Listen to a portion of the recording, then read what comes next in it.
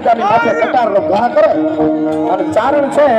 એ આડો સમયો છાતીમાં પરવી દે છે એ દુશ્મનને અને મેરામણજી જાડેજાને બચાવી લે છે અને ચારણ માટે અર્જુનમાં અનુરુચિભાઈ રાજભા સાહેબ ચારણ માટે જાડેજાએ લખેલું સપાખરું છે ચારણને લગાવતા શું કીધું એને